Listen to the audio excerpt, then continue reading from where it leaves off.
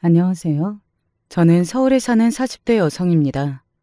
제가 누군가에게 우리 집에 글쎄 이런 일이 있었어 라면서 입을 떼게 되는 날이 올 거라고는 생각해 보지 못했었는데 저에게도 이런 날이 오기는 하네요. 오지 않았다면 더 좋았겠지만 말이죠. 직접적인 제 이야기는 아니긴 하지만 제 이야기이기도 합니다. 제가 정말 소중하게 생각하는 사람의 이야기니 말이죠.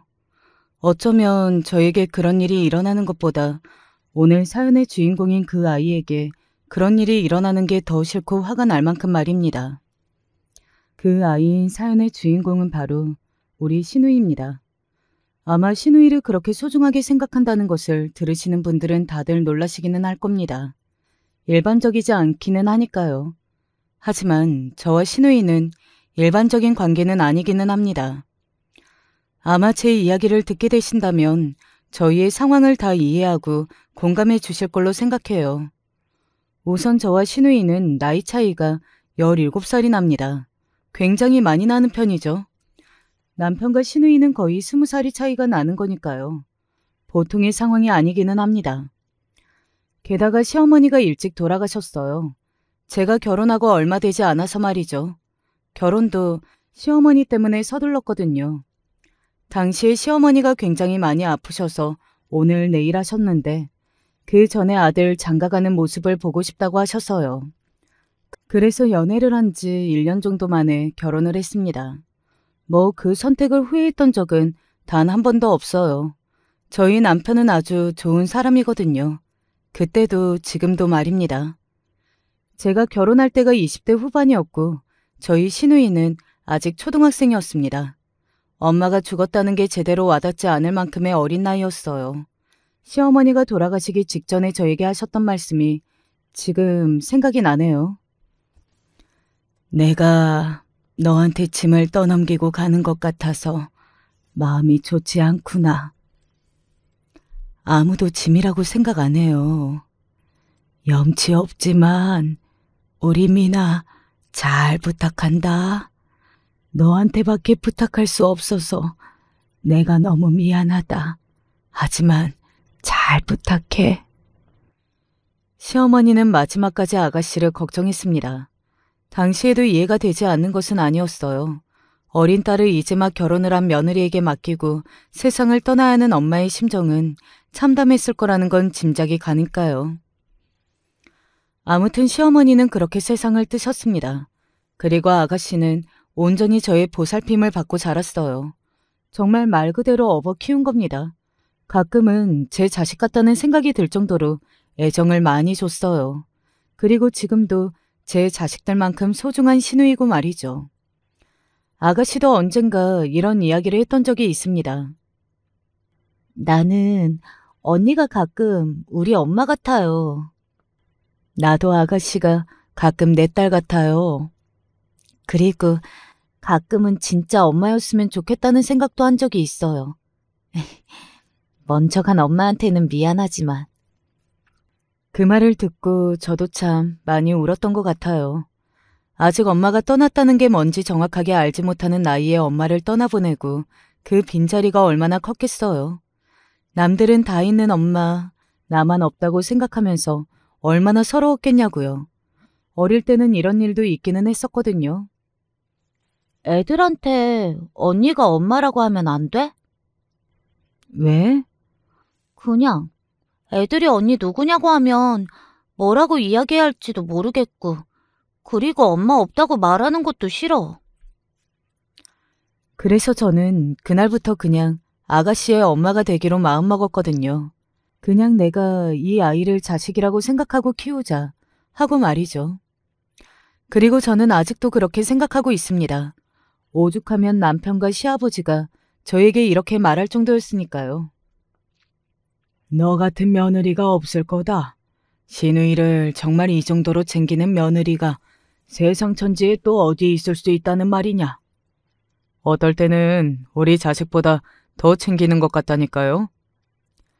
그렇게 생각할 수도 있는 게 사실 저희 자식들은 엄마 아빠가 다 있지만 아가씨는 그렇지 않잖아요.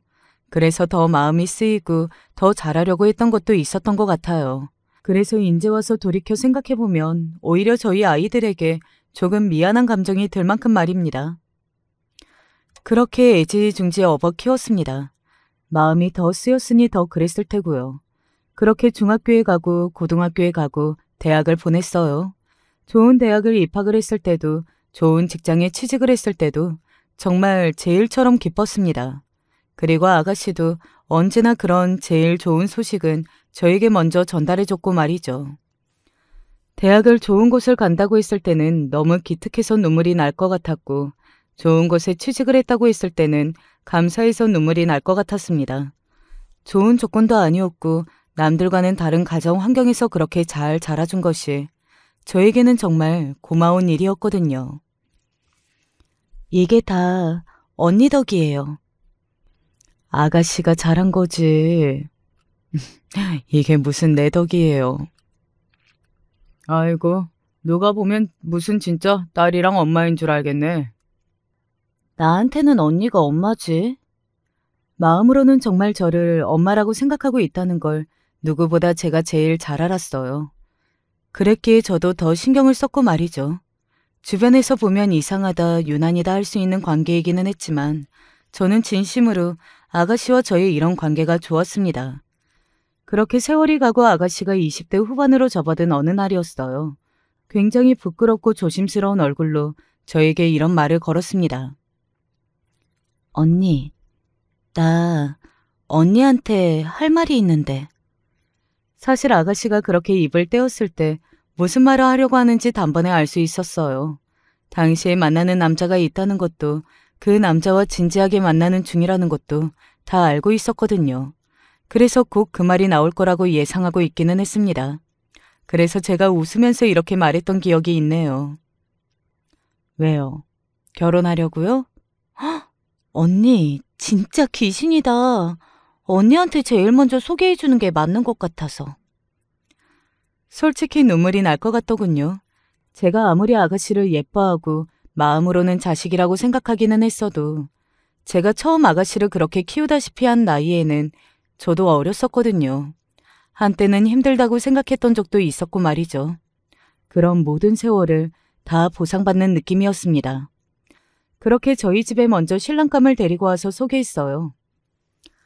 그간 말씀 많이 들었습니다. 어머니나 다름없는 올케라고. 그렇게 말하던가요? 네, 어찌나 자랑을 많이 하던지 처음 뵙는 건데도 이미 배웠던 분 같네요. 첫 만남은 참 화기애애했어요. 아가씨가 데리고 온 신랑감은 좋은 대학을 졸업해 좋은 직장을 다니는 사람이었습니다. 아가씨와는 사내 커플이었고요. 건실해 보이는 생김새와 웃을 때 서글서글해지는 그 분위기, 그리고 싹싹해 보이는 성격, 그 어느 것 하나 마음에 들지 않는 것이 없었습니다. 아가씨를 사랑하는 것 같은 마음까지 말이죠. 사실 조금 섭섭한 마음도 없지 않아 있었는데 진짜 좋은 사람 같지? 남자가 봐도 좋은 사람 같으면 진짜 좋은 사람인 거야. 남편 또한 굉장히 마음에 들어있고 말이죠. 그래서 저와 남편은 두 번 이야기하지 않고 바로 찬성을 했습니다. 하지만 문제는 저희 집이 아니었어요. 하루는 아가씨 표정이 조금 좋지 않은 겁니다. 그래서 물었어요. 무슨 일 있어? 아니, 아무 일도 없어요. 아가씨는 원래 저한테 존댓말을 쓰지 않았는데 뭔가 생각이 많거나 진지한 이야기를 할 때는 존댓말을 썼거든요. 그것도 그거였고 얼굴에 그냥 쓰여 있었어요. 나 무슨 일 있어요 하고 말입니다. 나한테 다 이야기해. 무슨 일인데? 제가 이야기하라고 닥달하자 한참을 고민하던 아가씨가 힘들게 입을 떼었습니다. 그리고 그 입에서 나오는 아가씨의 고민거리는 곧 제 고민거리가 되었어요. 정말 유쾌하지 않은 내용이었거든요. 오빠네 집안에서 제가 엄마 없는 걸 별로 탐탁치 않게 여기시는 것 같아요. 첫인사하러 갔을 때 분위기도 그렇고 아무래도 반대하시는 것 같아요. 솔직히 이해가 아예 가지 않는 건 아니었지만 그렇다고 그게 그렇게 크게 반대할 거리가 되나 싶기는 했습니다. 시어머니가 뭐 다른 일로 집을 나가시거나 한 것도 아니고 정말 아파서 어쩔 수 없이 그렇게 되신 거였던 데다가 그것을 제외하고는 정말 화목한 가정에서 정말 잘 자란 아가씨였거든요. 그리고 저희 집안이 다른 걸로도 밀리지 않았고요. 저희 집안 이야기를 잠깐 하자면 시아버지는 고위 공무원이셨다가 퇴직하셨고 남편도 나름 전문직에 종사하고 있어요. 저도 지금은 회사를 그만두고 집안일을 하고 있지만 얼마 전까지만 하더라도 공기업을 다니면서 안정적으로 일을 하고 있었고요.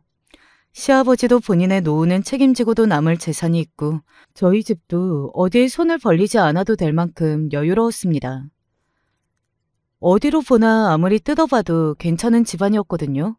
그래서 처음에 정말 괜찮다고 생각했던 마음이 조금 식은 건 사실입니다.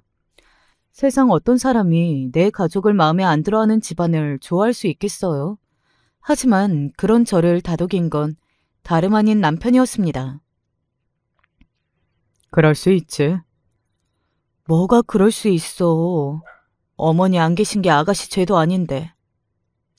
옛날 어르신들은 양친 다 살아계시고 뭐 그런 게 중요한 조건이기는 하잖아. 너무 예민하게 생각하지 마. 그분들도 우리 미나에 대해서 제대로 아시면 좋아하실 수밖에 없으실 거야. 그런 아이잖아. 속상하기는 했지만 남편의 이야기를 들으며 마음을 달랬습니다. 그리고 일단 아가씨가 서방님을 너무 좋아하는 게 눈으로 보였거든요. 그런데 저까지 싫은 티를 내면 더더욱 속상해할 것 같아서 그런 티를 못 내겠더라고요. 그리고 얼마 가지 않아 좋은 소식이 들려오기도 했고 말이죠. 언니, 어머님이 허락하셨어요. 그간 편견이 있었던 게 미안하다고 저한테 사과도 하셨고요. 저 눈물 날 뻔했잖아요. 너무 잘 됐다. 진짜 다행이다. 한시름 놓았다고 생각했습니다. 남편의 말처럼 아가씨라 알게 되면 이렇게 사랑스럽고 착한 사람을 미워할 리 없다고, 그 말이 맞는다고 그렇게 생각하기도 했고요. 그래서 저는 그 다음부터는 순탄하게 결혼을 준비할 수 있을 걸로 생각했습니다. 그것은 저의 큰 착각이었지만 말입니다. 저희가 많이 져주고 하는 결혼인 거 알고 계시죠? 혼수나 예단 문제를 상의하러 처음 만난 자리에서 저에게 그런 말을 하더군요. 아가씨의 시어머니, 그니까 저에게는 사돈댁 되시는 그분이 말이죠. 네? 처음 들은 말이 그거니 저로서는 당황할 수밖에 없었습니다. 그래서 어버버한 얼굴과 말투로 되물었고요. 그런데 사돈댁은 그런 저를 보고 어떻게 모를 수가 있느냐는 얼굴로 비웃으며 이렇게 말하더군요. 저희 쪽이 조건이 한참 좋잖아요. 저희도 못지 않는다고 생각하는데요. 어지간하면 웃으며 좋게 좋게 이야기하려고 나온 저도 욱할 수밖에 없었습니다. 그런 말을 초면에 사돈댁 사람에게 하는 사람이 어디 있느냐고요. 대체. 사람이 경제력이나 학벌 이런 것만이 중요한 게 아니잖아요. 집안이라는 것도 결혼할 때는 정말 중요한 요소인 건데. 저희 아버님이 고위 공무원이셨고 남편도 지금 전문직이고요. 저도 좋은 대학을 나와서 공기업을 다녔었고 빚도 없고 다들 정말 잘 살고 있는데 저는 저희 집안이 모자란다고 생각하지 않습니다. 최대한 웃으며 말했습니다. 그리고 이 말도 덧붙였어요. 저희 시어머니가 돌아가시면서 저에게 아가씨를 잘 부탁한다고 유언을 남기셨거든요. 저는 일평생 시어머니와 있던 그 약속을 마음에 새기며 살았고요. 그래서 그 누구보다 아가씨를 잘 키웠다고 생각합니다. 학교에서도 언제나 모범생 소리를 들었었고 바른 생활하는 학생으로 소문이 자자했고요. 저희 집안이 모자란다는 생각을 단 한 번도 해본 적이 없습니다. 시어머니가 어디 안 좋은 일로 안 계신 것도 아니고 아픈 걸로 일찍 돌아가셨는데 그걸로 집안이 이렇다 저렇다 하는 건 너무 슬픈 이야기네요. 그런 생각과 말을 하는 네가 몰상식한 거다. 라는 말을 최대한 돌려서 예의 있게 한 거였습니다. 그리고 사돈댁은 제가 그렇게 말하는 뜻을 한 번에 알아들은 것 같았고요.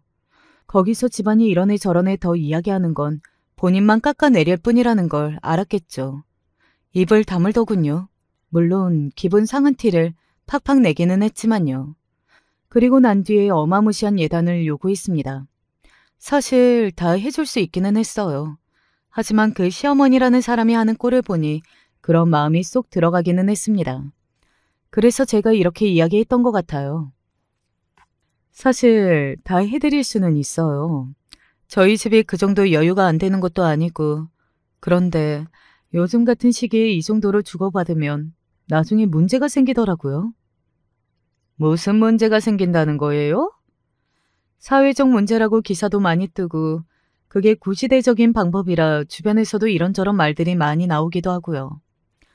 저희 시아버지가 공직에 오래 계셨다 보니 아무래도 조심스럽네요. 저희 나중에 아이들한테 따로 주는 건 어떨까요? 집을 사는데 보탠다든지 그게 더 합리적일 것 같은데. 처음에는 길길이 날뛰었습니다. 뭐 자기가 얼마나 애지중지 소중히 키운 아들인데 그냥은 못 보낸다는 둥 있는 척을 다 하시더니 예단해줄 여유는 없으신가 봐요. 하고 비꼼도 당했고요. 하지만 저는 웃음을 잃지 않았습니다. 그게 결국은 이기는 거라는 걸 누구보다 제가 잘 알고 있었거든요. 제가 서방님을 불러서 이야기했습니다. 과한 예단보다는 나중을 위해서 그 돈을 집을 사는데 보태는 게 어떻겠냐는 말입니다. 그리고 서방님도 완전히 그 말에 동의했고요. 서방님으로서도 자기 엄마 여동생 명품 가방에 옷에 모피코트에 수천만 원의 억대를 쓰는 것보다는 집에 투자하는 게 남는 거잖아요. 본인에게 말이죠. 그리고 사돈댁은 자기 아들이 그렇게 강경하게 나오니 어쩔 수 없이 두 손을 들 수밖에 없었고 말입니다. 자기 아들이 더 좋은 집에 가고 싶다는데 어떻게 하겠어요. 뒤에서 아들 키워봐야 다 소용없다고 욕이나 했지 말입니다. 아마도 계속 꽁에 있었을 겁니다. 그러니 나중에 그런 일이 일어났을 테지만요. 하지만 단언컨대 아마 저희 쪽에서 그 엄청난 예단을 다 해줬어도 결국에는 이 꼴이 나고 말았을 거예요. 그런 인간이었거든요. 남편과 시아버지도 상견례 날이 되어서 그쪽 시모가 엄청나게 유난인 사람이라는 걸 확실하게 알게 되었어요. 사실 말로만 들었을 때는 잘 와닿지 않잖아요. 그런데 직접 보면 다르고 말입니다. 상견례 날도 정말 가관이었거든요. 사돈댁이 집안 자랑을 엄청나게 많이 하더라고요. 아, 그랬습니까? 저희 며느리가 저희 집안을 굉장히 좋아하기는 하지요. 저희 집안의 복입니다, 복. 그래서 엄청나게 기대했는데 뭐 그만큼은 아니네요. 그런 말을 하면 시아버지도 당황하실 수밖에 없잖아요. 아니, 상견례 날 상대방 집안에 대고 그게 할 말이냐고요. 사실 제가 아들을 좀 많이 잘 키워서 며느리 욕심이 컸는데 아들이 좋다는데 어쩌겠어요. 마음에 안 차도 그냥 받아들여야지. 자식 이기는 부모 없다잖아요. 또 요즘 세상에는 부모가 자식 이겨먹으면 유난이라고 뒷말들도 엄청나게 많이 한다고 하더라고요. 이왕지사 시키기로 한 결혼, 그리고 양가 어른이 다 모인 자리에서 굳이 자기는 며느리가 마음에 들지 않고 자기 욕심에 비하면 안 찼다. 뭐 이런 말을 할 게 뭐란 말입니까? 아무리 성격이 지랄맞은 사람이라도 때와 장소는 가리기 마련이잖아요. 하지만 사돈댁은 그런 것도 없었습니다. 어머니, 그만하세요. 내가 뭘 어쨌다고 그러니? 때와 장소라는 게 있는 건데 품위는 지키셔야죠. 그 말에 입을 꾹 다물고 자기 아들을 노려보더군요. 품위가 없었다고 말하는 거니까 말입니다. 아니, 자기 아들한테 그런 소리나 들을 행동을 왜 하느냐 말입니까? 그날 집으로 돌아와서 남편도 시아버지도 걱정했습니다. 자기 말이 무슨 말인지 알겠다. 미나, 고생 좀 하겠는데. 그냥 유난한 줄 알았는데 보통은 넘어 보이기는 하더구나. 사실 저는 이 결혼 시키는 게 맞는지 아직도 확신이 안 서요. 그래도 오늘 보니 매제가 정신이 똑바로 바뀐 사람인 것 같고 애도 저렇게 좋아하는데 하지 말라고 할 수도 없을 것 같긴 해. 그나마 희망이 딱 하나 있다면 서방님의 그 태도였습니다. 자신의 엄마를 부끄러워하는 것 같고 또 그런 자리에서도 자기 엄마한테 아닌 건 아니라고 할 줄 아는 그 태도 말입니다. 그런 남편이라면 괜찮지 않을까 생각했던 것 같아요. 그리고 아가씨가 서방님을 너무나 많이 좋아하는 것 같아 보이기도 했고 말이죠. 그렇게 찝찝한 것 투성이인 결혼을 시켰습니다. 결혼식 날 저희 친척들도 다들 한 소리라 하더군요. 사실 결혼식 날은 그런 티를 안 낼 줄 알았는데 말이죠. 미나 시어머니 어지간한 사람은 아닌 것 같아 보이던데. 왜요? 무슨 일 있었어요? 지나가다가 들었는데 뭐 저쪽 집안 하객들이 어쩌고 하면서 도끼 눈을 뜨고 살피더라고. 미나한테도 잔소리하는 거 들었어. 너는 드레스가 이게 뭐니 하면서 이쁘기만 하더구만. 그런 말까지 듣고 나니 정말 마음이 많이 쓰였던 것 같아요. 정말 업어 키운 자식 같은 아가씨였습니다. 유난하다 할 만큼 애지중지 말이죠. 그런 아가씨가 그런 시댁으로 시집을 갔다는데 신경이 안 쓰일 사람이 있었을까요? 제 눈에는 아직도 아기 같았는데 말이죠. 그래서 아가씨한테 따로 돈도 줬습니다. 신혼여행 다녀올 때 시어머니한테 가방 하나 사드려. 가방이요? 명품 가방 못 받았다고 입이 대빨 나온 거 못 봤어요? 아가씨가 사드리는 거라고 하고 이 돈으로 사서 와. 정말 미운 것 투성이인 사람이었지만 그래도 어쩌겠어요. 이러나 저러나 아가씨 시어머니 되는 사람이었고 가족으로 지내하는 사람인데 밑보이면 아가씨만 손해잖아요. 그래서 제가 돈을 쥐어줬습니다. 어떤 걸 사라고 코치까지 해줬어요. 괜히 또 어중간한 거 사갖고 욕 들어 먹을까 봐서 말이죠. 나한테는 선물 별다른 거 안 사도 돼요. 알겠죠? 그렇게 말하고서는 돈을 쥐어 신혼여행을 보냈습니다. 그리고 돌아오는 길에 산 가방도 저에게 검사받았어요. 이 정도면 되겠냐고 사진을 찍어서 여러 번 물어보더군요. 아가씨도 본인의 시어머니가 신경이 많이 쓰였던 겁니다. 그러고는 신혼여행에서 돌아오는 길에 제 선물도 좋은 걸 하나 사왔더군요.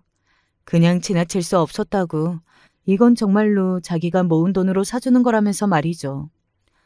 뭐 딸을 시집 보낼 때 이런 기분이 들까 싶었던 것 같네요. 그리고 시댁에 그 선물을 전달했다고 들었습니다. 입을 삐죽하긴 하셨는데 별다른 말 없이 받으셨어요. 그걸로 입을 삐죽한 것도 웃기네. 그게 얼마짜리 가방인데. 그래도 그날은 잔소리 한 번 없으셨던 걸로 봐서는 마음에 많이 드셨던 것 같아요. 언니, 너무 고마워요. 다행이라고 생각했습니다. 예단 못해간 걸로 아가씨를 괴롭히는 건 이제 하지 않겠지 하고도 생각했고요. 그리고 무엇보다 아가씨는 일을 하는 사람이잖아요. 그리고 월급도 서방님 못지않게 받아서 결혼하고 나서도 일을 계속하는 걸로 다 정리가 되었었거든요. 시댁도 아주 가까운 거리에 인접한 건 아니었기 때문에 자주 볼 일이 없을 거라고 생각했습니다. 뭐 자주 보지 않으면 스트레스도 덜 받지 않을까 생각했었고요. 무엇보다 아가씨가 별말이 없었어요. 제가 몇 번이나 당부했었거든요. 혹시나 시어머니가 무슨 안 좋은 소리를 하거나 아가씨가 속상한 일이 생기면 저에게 다 말을 하라고 말이죠. 그런데 아가씨는 별다른 말이 없었어요. 요즘 시어머니랑 어때? 뭐 똑같아요. 딱히 잘해주시지는 않지만 그렇다고 구박하시지는 않고요. 정말이지? 네, 남편이 중간에서 잘해주니까요. 가끔 보는 서방님은 중간에서 중재를 잘하는 것 같기는 했습니다. 그래서 정말로 한시름 놓았던 것 같아요. 이러다 아이가 생기고 하면 더 좋아지겠지 하고 생각했고요. 제가 아니랬던 거죠. 계속해서 아가씨에게 관심을 가졌어야 했던 건데 말입니다. 그쯤에 저희 아이들이 굉장히 중요한 시험을 앞두고 엄청나게 스트레스를 받아하고 있었거든요. 첫째는 그 스트레스로 밥을 먹어도 다 개워내기 일쑤였고 급기야는 병원에 입원까지 했고 말이죠. 그 때문에 제가 다른 곳에 신경을 쓸 여력이 없긴 없었습니다. 그래서 아가씨가 말라가는 걸 뒤늦게 눈치를 챘어요. 오랜만에 본 아가씨는 눈에 띄게 말라 있었습니다. 원래는 날씬하다 뭐 그 정도의 체형이었는데 누가 봐도 말라 있더군요. 어디 아파? 요즘 밥을 제대로 못 먹어서. 그 말에 다른 것보다 임신이 아닌가 하는 생각이 먼저 스쳐 지나갔습니다. 그래서 아가씨에게 물었더니 안 그래도 검사를 해봤는데 아니라고 하더군요. 그게 아니라는 말을 들으니 걱정이 되었습니다. 무슨 일 있는 거 아니죠? 에이, 그런 일 없어요. 그냥 요즘 회사 일도 힘들고 그래서 살이 조금 빠진 것 같아요. 병원에서도 아무런 이상 없다고 했어요. 무슨 스트레스 받는 일이 있는 건 아닌지, 어디 몸이 좋지 않은 건 아닌지 정말 여러 번 물어봤지만 아가씨는 다 아니라고 하더군요. 사실 시어머니가 이른 나이에 그렇게 일찍 돌아가셨고 아무래도 가족력을 생각하면 저는 아가씨 걱정도 염려가 되기는 했었거든요. 그래서 주기적으로 건강검진을 받으라고 제가 매번 잔소리했었고 말이죠. 그때 아가씨 말만 믿고 그냥 넘어간 게 지금 와서 돌이켜 생각해보면 가장 후회되는 일이기는 한 것 같아요. 그때 더 물어보고 살폈어야 했던 건데 말입니다. 이미 일어난 일 곱씹어봐야 아무런 소용이 없다는 걸 잘 알고 있지만 그래도 그런 후회가 드네요. 그리고 한동안 또 조용했습니다. 미나는 소식 없어? 아직 이렇다 할 소식이 없네요. 결혼한 지 얼마나 됐지? 이제 곧 3년 다 되어가요. 뭐 피임을 한다거나 그러지는 않겠지? 아직 소식이 없는 거면 병원에라도 가봐야 하는 거 아니냐?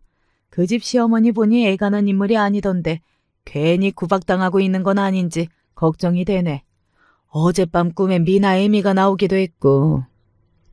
친척 하나가 꿈에 시어머니가 나왔다고 하면서 연락이 와서는 그런 말을 하더군요. 저도 그 말을 들으니 마음이 어딘가 찝찝하고 무거워져 왔던 것 같아요.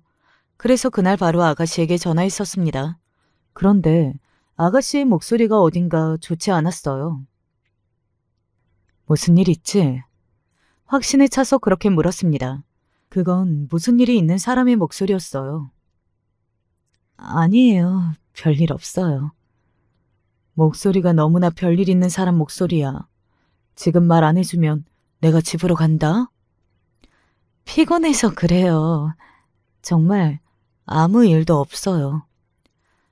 아가씨 이렇게 전화 끊고 나면 나는 걱정돼서 잠 한숨도 못 자. 나한테 언제고 힘든 일 있으면 말하기로 했잖아. 나 섭섭하게 이럴 거야? 제가 그렇게까지 이야기하자 아가씨는 잠시 망설이는 것 같더군요. 저는 더더욱 몰아붙였습니다. 이제는 들어야 한다고 생각했거든요. 무슨 일인데 그래. 나 정말 듣기만 할 테니까 말 좀 해. 실은 아가씨는 드디어 입을 열었고 그 입에서 나오는 말은 어느 정도 예상했던 말들이었습니다. 친척분이 걱정하셨던 그 내용 그대로였어요. 아가씨가 임신이 되지 않아 병원을 찾았는데 병원에서 이런 이야기를 들었다고 했습니다. 제가 자궁이 약해서 자연 임신이 조금 힘들지도 모른다고 그런 이야기를 들었거든요. 그것 때문에 속상한 것도 있고 그리고 그 문제로 시어머니가 예민하신 것도 있고요. 심장이 철렁하고 내려앉는 기분이 들었습니다. 아마 딸을 가진 부모님이라면 제가 어떤 심정이었는지 다들 아실 수 있으실 거예요. 임신이 안 되는데 그게 아가씨 몸에 문제가 있어서 그런 거라는 말을 듣는 순간 정말로 바닥이 꺼지는 기분이 들더군요. 오로지 한 가지 생각밖에 들지 않았습니다. 아가씨가 얼마나 마음고생이 많을지, 그리고 그걸 얼마나 본인 탓을 하고 있을지, 그리고 그 유난한 시어머니가 얼마나 아가씨를 괴롭힐지 말입니다. 사실 그런 문제가 아니었다면 저는 다른 건 다 괜찮았거든요. 그리고 선뜻 나서기 어려워지더군요. 왜 그런 거 있잖아요. 이건 그 누구도 잘못한 일이 아니고 심지어 아가씨 잘못이 아닌데도 괜히 죄 지은 사람이 된 것 같은 그런 기분 말입니다. 그런 이유로 아가씨를 구박한다고 하는데 제가 가서 큰 소리를 지르는 게 과연 아가씨를 도와주는 일일까 하는 생각도 들었고 말이죠. 같이 병원에 가보기로 하고 약속을 잡았습니다. 그리고 몇 개월 만에 만난 아가씨는 그 전보다 살이 더 빠져 있었어요. 그 모습을 보고 마음이 너무 아파서 아가씨에게 이렇게 이야기했던 게 기억이 나네요. 너무 힘들면 도망치는 것도 생각해봐. 그 어떤 것도 나 자신보다 소중한 건 없어. 너를 지키는 게 최우선이야. 하고 말이죠. 아가씨는 조용히 고개를 끄덕이더군요. 나중에 들었는데 저의 그 말이 나중에 어떤 결심을 할 때 상당히 많이 도움이 되었다고 하더군요. 저와 함께 간 병원에서도 똑같이 자궁이 약하다는 진단을 받기는 했습니다. 하지만 의사 선생님은 이런 말을 덧붙이셨어요. 물론 자궁이 약한 건 있지만 그렇다고 자연 임신이 불가능한 정도는 절대 아니에요. 지금은 자궁의 문제보다도 환자분이 받으시는 스트레스가 더 임신을 방해하고 있지 않나 하는 생각이 드네요. 그러니 마음을 조금만 편하게 가져보세요. 아기도 엄마가 편안해야 더 잘 들어서거든요. 그 말을 듣는 아가씨의 착잡했던 표정이 아직도 생생히 기억나네요. 그리고 며칠 뒤에 사건이 터졌습니다. 제가 이곳에 사연을 쓰게 된 이유가 되었던 사건이자 제 인생을 통틀어 저를 가장 분노케 했던 그 사건 말이죠. 언니. 뜬금없는 시간대에 아가씨에게서 전화가 왔습니다. 왜 그런 전화 아세요? 받기 전부터 이건 무슨 일이 생겨서 걸려오는 전화다 하는 전화 말입니다. 그날 아가씨의 그 전화가 딱 그랬어요. 받기 전부터 심장이 쿵 하고 떨어졌으니까요. 저 여기 병원인데 언니가 좀 오면 안 될까요? 눈물을 꾸역꾸역 참으면서 그렇게 말하는 아가씨에게 병원이 어딘지 물었고 한달음에 달려갔습니다. 그리고 응급실에서 제가 본 아가씨의 모습은 그야말로 충격 그 자체였어요. 장면이 끔찍했다기보다 그 장면 자체가 저에게 굉장히 충격을 줬습니다. 아가씨는 어디에 뭔가를 맞았는지 이마가 찢어져서 꿰매고 있었습니다. 그 큰 눈에 닭똥 같은 눈물을 뚝뚝 흘리면서 말이죠. 저는 다급히 아가씨 앞으로 가서 아가씨의 손을 잡았어요. 그리고 물었습니다. 이게 다 무슨 일이야? 그런 제 물음에 아가씨는 바로 대답을 하지 못하고 울더군요. 왜 그런 거 있잖아요. 서러운 일을 당해서 꾹 참고 있었는데 가족이 와서 무슨 일 있어? 왜 그래? 하고 물어주면 다 터져나와서 꺽꺽거리면서 오는 그런 울음이요. 그때 아가씨가 딱 그랬어요. 저는 그런 아가씨의 등을 가만히 쓰다듬었습니다. 울 만큼 다 울라고요. 뭐든 다 울고 나야 그 다음의 이야기를 들을 수 있을 걸로 생각했거든요. 그리고 본인도 그렇게 울어야 조금이라도 시원해질 거라고 생각하기도 했고요. 한참을 엉엉거리면서 울던 아가씨가 숨을 몰아쉬며 울음을 멈췄습니다. 그리고서는 도저히 믿을 수 없는, 아니 믿고 싶지 않은 말들을 털어놓았어요. 시어머니가 던진 컵에 맞았어요. 일단 시작부터 충격적이었습니다. 물론 시어머니가 굉장히 유난하고 막대먹은 사람이라는 건 저도 잘 알고 있기는 했지만 그래도 사람에게 직접적인 폭력까지 행사할 수 있는 사람이라고는 상상하지 못했었거든요. 그건 다른 문제잖아요. 제가 놀라서 입을 떡 벌리고 아무 말도 못하는 사이 아가씨는 계속해서 충격적인 말들을 쏟아냈습니다. 원래 뺨을 때리거나 뒤통수 치는 일은 자주 있었어요. 그리고 얼마 전부터 그 정도가 좀 심해지긴 했는데 오늘은 컵을 던지시더라고요. 참고 또 참았는데 너무 서러워서 이제는 못 참겠어요. 서방님은요? 처음에는 그 사람도 자기 엄마를 말리기는 했는데 이제는 그러지도 않아요. 그 순간 제 눈이 돌았습니다. 왜 그런 거 아시나요? 사람이 이성을 잃으면 눈이 돌잖아요. 그리고 그건 본인도 느낄 수 있거든요. 아, 큰일이 났다. 나 지금 이성을 잃었다 하는 감각 말입니다. 그때 딱 그랬던 것 같아요. 더 들을 것도 없었습니다. 저는 일단 병원에서 진단서를 떼었어요. 그리고 바로 친구에게 전화를 걸었습니다. 제 가장 친한 친구가 다름 아닌 검사였거든요. 그리고 그 친구도 아가씨와 아는 사이였어요. 워낙 자주 봐서 이모하고 따르는 친구였습니다. 일단 너는 가만히 있어봐. 진단서 끊을 것 들고 있고 내가 변호사 하나 소개해 줄 테니까 거기 찾아가고. 알겠지? 일은 일사천리로 진행이 되었습니다. 아가씨는 그 길로 짐을 싸들고 저희 집으로 들어왔어요. 남편이 당장이라도 쳐들어갈 기세였지만 제가 말렸습니다. 조금이라도 저희 쪽에 안 좋은 빌미를 만들고 싶지 않아서요. 친구를 통해 조치 중이라고 말렸습니다. 그리고 당분간은 시아버지에게 말씀드리지 않기로 했고 말이죠. 그 사이에 아가씨에게 서방님과 사돈댁이 번갈아가며 연락해왔지만 아가씨에게 연락받지 말라고 단단히 당부해둔 덕분인지 아가씨는 그들의 연락을 받지 않았어요. 그러는 동안 뭔가 조사를 끝낸 검사 친구에게서 연락이 왔습니다. 나 아는 사람 통해서 한번 털어봤는데 그 시어머니 과거에도 폭행 전과가 있네? 뭐?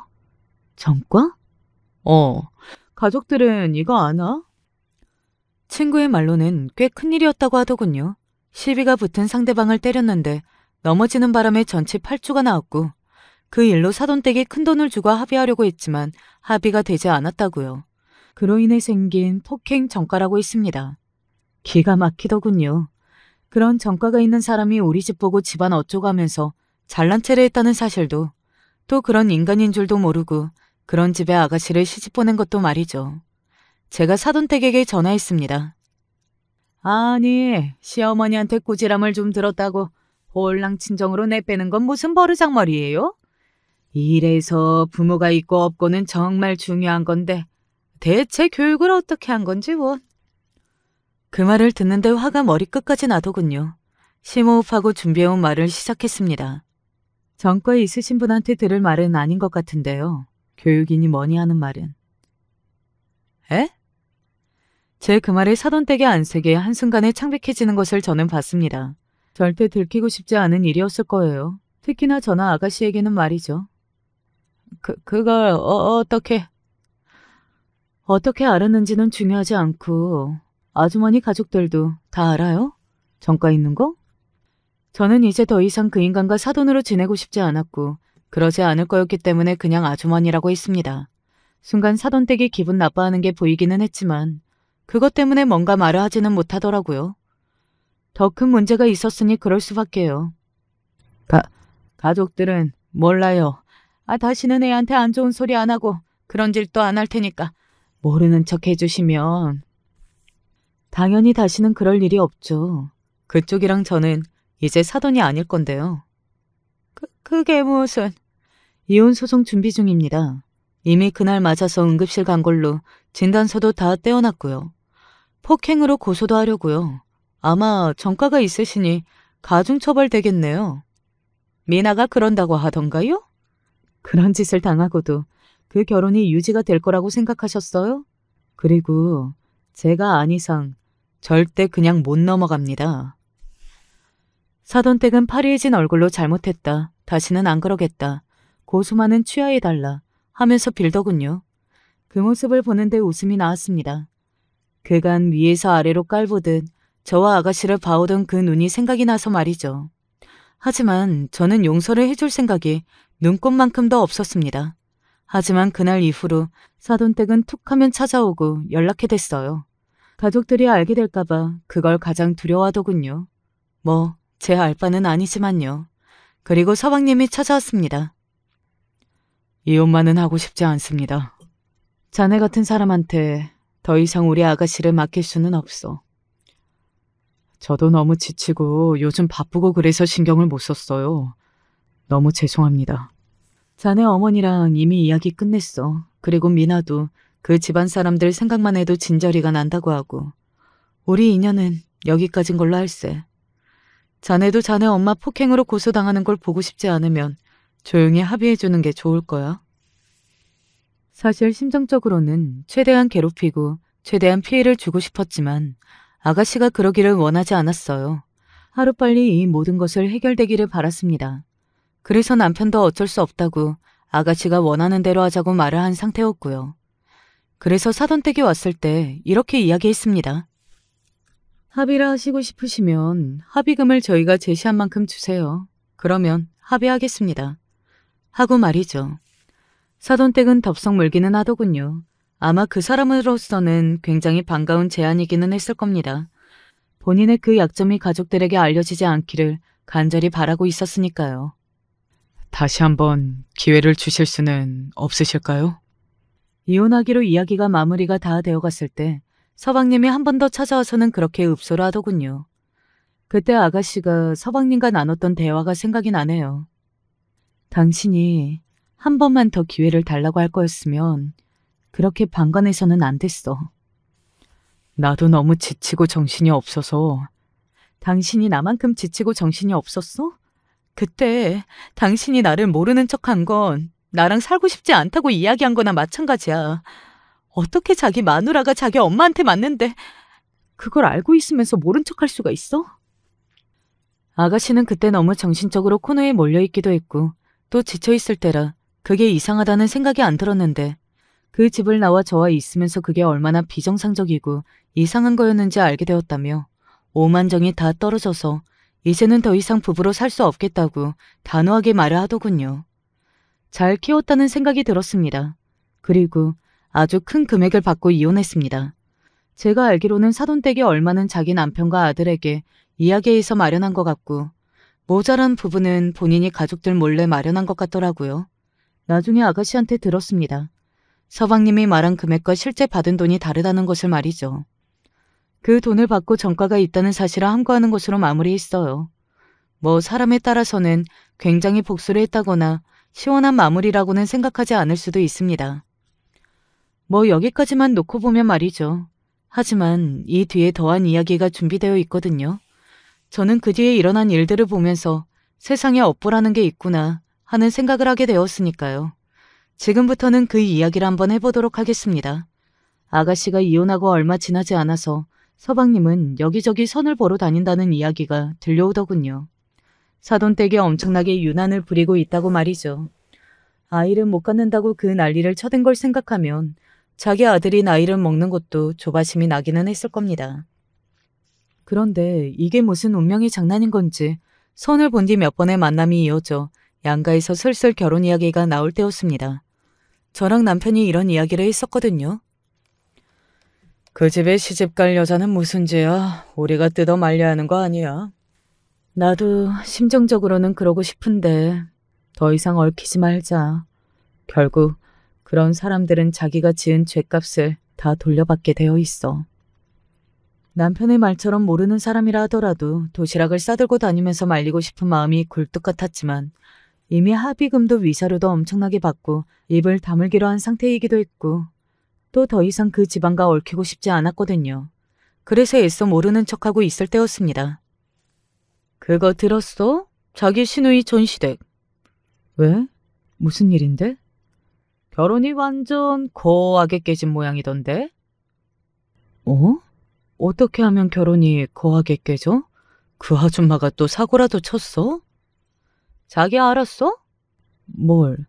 그 자기 시누이 시어머니 전과 잘하는 거. 역시 영원한 비밀은 없는 거더군요. 그 사실을 지인을 통해서 듣게 될 거라고는 상상조차 해본 적이 없기는 하지만요. 제가 너무 놀라서 되물었습니다. 그걸 어떻게 알았어? 어머머머, 알고 있었구나. 그래서 그렇게 위자료 많이 받은 거였지? 아니, 자기는 어떻게 알게 된 건데? 그게 말이지. 지인은 조심스럽게 이야기를 꺼냈고 저는 굉장히 놀랄 수밖에 없었습니다. 그런 운명의 장난은 TV 속 드라마에서나 나오는 건 줄 알았는데 현실에도 존재하더라고요. 결혼하기로 하고 다른 것들은 다 이야기가 오고 갔다고 하더군요. 그 와중에도 예단 문제로 조금 언성이 높아졌지만 여자 쪽도 재혼이고 해서 다 해주기로 하고 넘어갔다고요. 그런데 문제는 상견례 날 터졌다고 했습니다. 상견례 날 그 여자 쪽 고모가 온 모양이야. 보통 상견례 때 고모까지 오는 일은 드물지 않나? 뭐 그렇기는 한데 이러나 저러나 그 집 입장에서는 그게 신의 한 수였지. 조상신이 도운 거라니까. 제 사연을 계속 들으시는 분들은 아시겠지만 앞서 사돈댁에 폭행으로 전과가 있다고 했잖아요. 어떤 사람과 시비가 붙어서 때렸는데 그 사람이 넘어져서 전치 8주가 나왔다는 그 사람이 바로 상대방 측 고모였던 겁니다. 아니 세상에 이런 우연, 아니 악연이 있을 수가 있냐고요. 그 상견례가 완전히 뒤집힌 모양이야. 그 고모라는 사람이 소리 지르고 저런 범죄자지만은 우리 조카 못 준다고 난리치고 그 집 가족들도 그런 일이 있는 건 처음 알아가지고 진짜냐고 묻고 진짜 난리도 그런 난리가 없었대. 정말 영원한 비밀은 없는 것 같지 않나요? 게다가 그런 식으로 잘못한 과거가 있는 사람이라면 더더욱 말입니다. 언젠가는 그 업보가 모두 본인에게 돌아가게 되어 있는 것 같다는 생각이 들었습니다. 그리고 이런 생각도요. 손 안 대고 코 푼 것 같네. 비밀 지켜주기로 하고 합의금 많이 받은 건데. 그러게 너희 입장에서는 꼭 먹고 알 먹고네. 그리고 나중에 추가로 더 알게 된 소식인데 그쪽이 그러니까 아가씨 시아버지가 시어머니에게 이혼 소송을 걸었다고 하더군요. 쪽팔려서 이 여편네랑은 못 살겠다고 하면서 말이죠. 며느리도 때려서 그 난리가 난 건데 그 전에 이미 그런 일이 있었다는 것을 알게 된 거니 말입니다. 솔직히 정말로 몰랐을까 하는 생각이 들기는 해요. 그분의 그런 손버릇은 제가 잠깐 봐온 것만으로도 하루 이틀에 걸친 것은 아니었습니다. 게다가 밖에서 그 정도의 사고를 칠 정도로 그동안 크고 작게 여러 일이 있었을 테고요. 뭐 결국은 주변에 소문이 나서 손가락질을 당하게 되니 나 부끄러워서 그런 이야기를 하는 걸로 생각해요. 어떻게 보면 거기도 방관자나 마찬가지죠. 아가씨의 전 시아버지 말입니다. 뭐 이제는 그 집안 식구들이 어떻든 저떻든 우리 집과는 아무런 상관이 없지만 말입니다. 저희 아가씨는 잠시 휴직계를 내고 쉬고 있습니다. 받은 돈을 펑펑 쓰라고 제가 그랬거든요. 그렇게 치료하라고요. 그 말을 듣고는 긴 여행을 떠났어요. 유럽으로 말입니다. 유럽 여행을 혼자 가보는 건 처음이라고 설레어하던 모습에 제 기분도 좋아졌던 것 같네요. 서방님은 아가씨가 여행을 간 줄도 모르고 우리 집에 찾아왔다가 남편에게 호되게 혼인하고 돌아갔던 적이 한 번 있습니다. 뭐 인제 와서 눈물을 흘리며 후회를 하는 것이 다 무슨 소용이 있겠어요. 있을 때 잘해야 하는 것을 말이죠. 장담하건대 저희 아가씨는 나날이 더 행복해질 겁니다. 착한 사람이고 성실한 사람이니까요. 하지만 그 집안 사람들은 나날이 불행해지겠죠. 그리고 지난 날을 후회하거나 본인을 그렇게 만든 사람들을 원망하면서 스스로를 더욱더욱 불행하게 만들 겁니다. 다 자신의 업보인 것을 인정하지 못하고서 말이죠. 제 이야기는 여기까지입니다. 들으시는 분들이 어떻게 들으셨는지 모르겠네요. 재미있게 들으셨다면 저는 그걸로 된 것 같아요. 저도 그렇고 저희 집안 식구들도 이제는 남들에게 조금 털어놓을 수 있을 만큼 상황이나 감정의 정리가 된 상태거든요. 이제 정말로 편안해질 수 있을 것 같습니다. 그 사람들이 없었던 것처럼 살 수 있을 것 같아요. 그리고 시어머니에게 죄송한 마음이 조금 있었는데 얼마 전에 아가씨가 유럽에서 보내준 편지를 읽으면서 그 마음을 조금 덜어내기는 했습니다. 저에게 너무 고맙다고 언니 아니었으면 이겨내지 못했을 거라는 그 편지를 읽으면서 조금 울었네요. 이제 그만 이야기를 마무리하려고 합니다. 마지막까지 제 이야기 함께 듣고 공감해 주셔서 감사합니다. 언제 어디서나 건강하시고 행복하시기를 바랄게요. 결혼에 대해서 아무것도 모른 어린 시절부터 언젠가 내가 나중에 어떤 남자랑 결혼을 하게 된다고 하더라도 절대 애는 낳지 말자고 다짐하는 삶을 살아왔습니다. 이유는 간단합니다. 저희 부모님이 저를 포함해서 두 동생, 즉 새남매를 키우느라 너무 고생하셨기 때문입니다. 저희 집은 어렸을 때부터 그렇게 형편이 좋지가 않았습니다. 그래서 저희 가족은 모두 입는 것도 아끼고 먹을 것도 아껴야 했습니다. 가끔 저희 생일 때는 부모님이 힘들게 모은 돈으로 고기 같은 맛있는 걸 먹기도 했지만 그나마도 눈치가 보여서 많이 먹을 수도 없었고 게다가 저는 장녀였습니다. 사는 게 힘드셨던 부모님은 장녀인 제게 어떠한 희생을 바라고는 하셨죠. 엄마, 나 이번에 문제집 살 돈이 필요한데 주실 수 있어요? 어떡하지? 형석이도 필요하다던데. 네가 누나잖아. 그러니까 동생한테 양보해라. 나도 필요한데. 너가 누나잖아. 이런 건 양보해야 해. 더 조르지 말아라. 엄마 힘들다. 네, 알겠어요. 누군가가 보기엔 별 문제 아니었을 수 있습니다. 하지만 제게는 아니었습니다. 다 커서 생각해보는 지금도 그 당시가 너무 힘들었습니다. 그나마 지금은 어른이라 그러려니 하고 지나가는 거지. 그때는 실제로 나이가 어렸기에 더욱 견디기 힘들었습니다. 부모님의 바람을 이해 못한 건 아니지만 저도 가지고 싶고 누리고 싶은 게 많았기에 부모님의 기대에 저 자신을 맞추기가 너무 어렵고 속상했던 기억이 납니다. 저도 동생들 신경 안 쓰고 맛있는 거 많이 먹고 다른 집 애들처럼 부모님들한테 듬뿍 사랑도 받고 싶은데 장난감을 하나 사도 남동생들이 가지고 놀게 우선이었습니다. 저는 누나인데다가 혼자 여자였기에 인형과 같은 여자애들이 가지고 놀 법한 장난감을 사달라고 하면 동생들도 놀 수 있는 걸 생각해야지 라고 그러면서 부모님은 고심 끝에 딱 남동생들만 가지고 놀기 좋은 로봇을 사고는 했습니다. 제가 저를 위한 장난감을 받아본 것은 아버지가 집에 오는 길에 근처 가게에서 받아온 낡은 오리 인형이 전부였습니다. 모든 어린 시절을 통틀어서 말이죠. 그런 상황에서 제가 나도 장난감 가지고 놀고 싶다고, 나도 로봇 같은 거 관심 없다고 떼를 쓰면 부모님은 늘 누나가 돼서 그런 것도 동생한테 양보 못하고 어떡해? 라며 오히려 저를 나무랐습니다. 그럴 때마다 저는 제가 욕심쟁이가 된 것 같은 기분에 사로잡힐 수밖에 없었죠. 그러한 경험들은 딩크족이라는 지금의 저를 만들어냈습니다.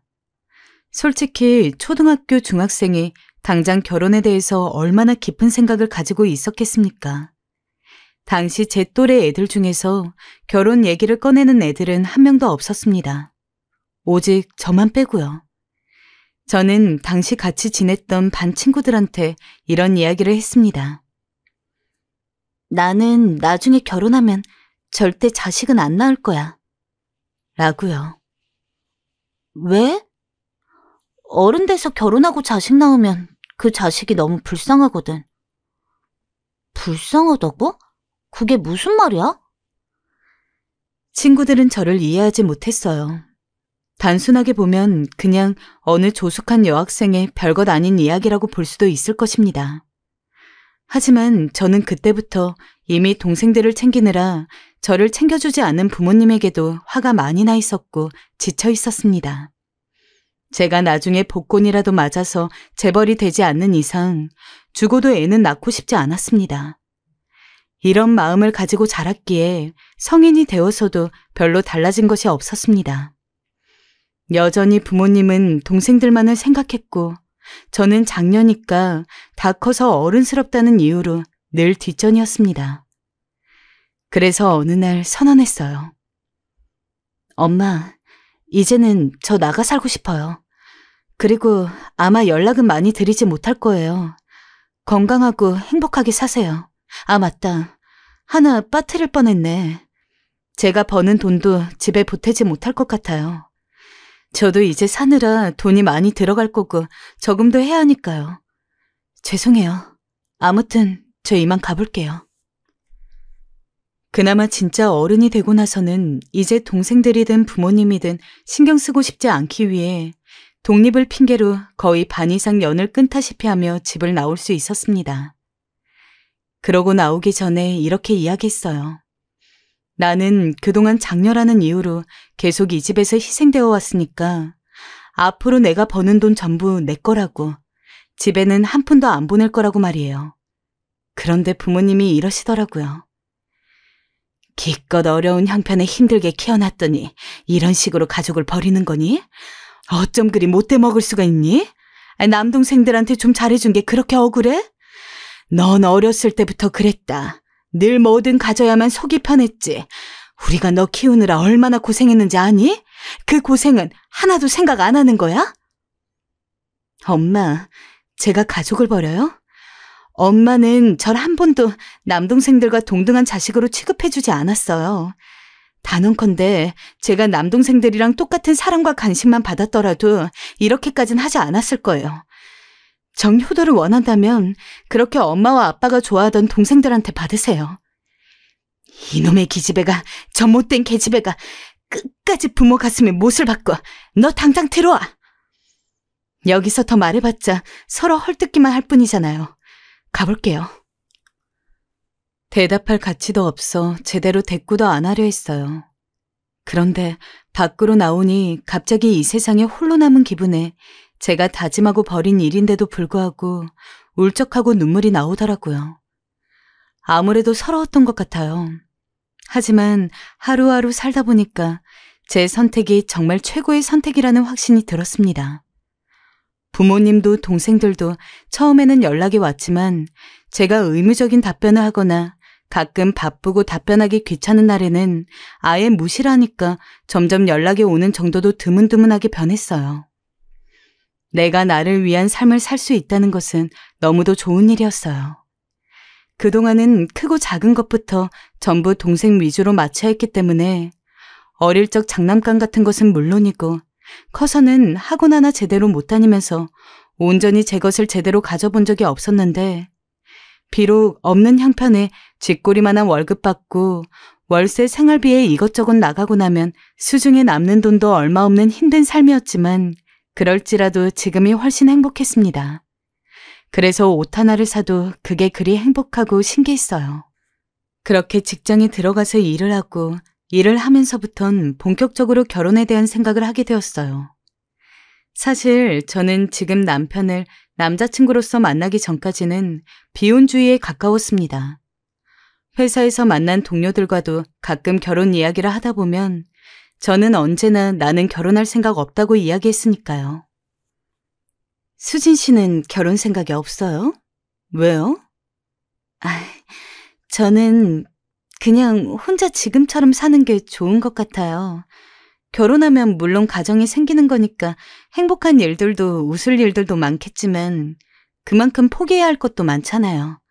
하다못해 아이가 생기면 여자로서의 삶도 사라지고 그래서 전 혼자가 더 마음이 편한 것 같아요. 그렇구나. 나도 애 엄마지만 혼자이고 싶을 때 참 많아. 수진 씨 마음 이해해. 직장에선 이런 얘기들이 자주 오갔어요. 물론 극단적인 비혼주의는 아니었기에 당연히 좋은 사람이 있으면 결혼을 할 수 있겠다는 생각도 했지만 솔직히 자기 혼자 먹고 살기도 힘든 상황에서 정말 믿을 수 있고 신뢰할 수 있는 상대방을 만나기란 굉장히 어려운 문제잖아요. 게다가 제가 부모님과 동생들과 살아오면서 경험해온 것도 있고요. 그래서인지 애인을 사귀더라도 그 사람과 연애 이상의 먼 미래를 기대해 본 적은 거의 없었습니다. 그러던 중 이제까지 만나던 다른 남자들과 달리 남편만이 유일하게 자신은 결혼을 하더라도 애는 안 낳는 딩크족으로 살고 싶다고 말을 했었습니다. 애가 있다고 해서 나쁠 것 같진 않지만 솔직히 결혼하고 나서 부부끼리 사는 것도 힘든 상황에서 애를 낳는다고 좋아지는 건지도 잘 모르겠고 내가 정말 좋은 부모님이 될 자신이 없어. 그럴 바에는 차라리 안 낳는 게 나은 것 같아. 남편은 저와 비슷한 사고방식을 가지고 있었습니다. 그런 이야기를 듣고 나니까 오히려 이 사람이랑 결혼해도 되겠다는 생각이 들더라고요. 아주 조금 걸리는 것이 있다면 남편은 저처럼 확고한 딩크족은 아니었다는 것이었습니다. 저는 정말 애를 낳는다는 단 하나의 가정도 염두에 두어본 적이 없기 때문에 언젠가 누군가랑 결혼을 한다면 저랑 아예 똑같은 마음인 사람과 결혼하기를 바랐습니다. 하지만 사실 주변에서 저 정도로 강하게 애를 낳지 않는 것을 주장하는 사람이 없기도 했고 다른 여러 가지 조건으로 따져봤을 때 남편만큼 제격인 사람을 찾기가 힘들었습니다. 어찌됐든 남편 역시 애를 낳고 싶지 않아 하는 마음만큼은 있었기 때문에 그 정도로도 충분할 거라고 생각했죠. 하지만 걱정되는 건 시부모님의 반응이었죠. 남편에게 듣기론 시아버님과 시어머님은 자식을 바라신다고 들었거든요. 역시나 처음 절 뵌 날 가장 먼저 그 질문을 하시더라고요. 아가씨도 우리 문근이랑 생각이 같나? 애 안 낳을 거니? 네? 네, 어머님. 저희는 그냥 부부끼리 살기로 결정했어요. 아니, 문근이도 그러더만 어쩜 데려온 여자까지 이럴 수가 있니? 그래, 아가씨. 난 아가씨가 다 마음에 들고 얼른 결혼도 시키고 싶은데 그게 마음에 걸려요. 우린 손주가 꼭 필요하거든. 아가씨가 아직 젊어서 생각이 짧나 본데 자식 낳고 살아봐야 진짜 인생을 사는 거야. 부부 사이에 애 없으면 이혼도 쉽고. 엄마, 이 얘기를 이 자리에 와서까지 해야겠어요? 이미 저랑 다 한 얘기잖아요. 저희는 아이 없이 살 거고 결혼도 진행할 거예요.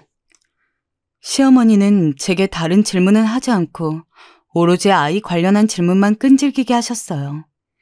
제 생각이 얼마나 확고한지 마치 테스트라도 해보는 것 같았어요.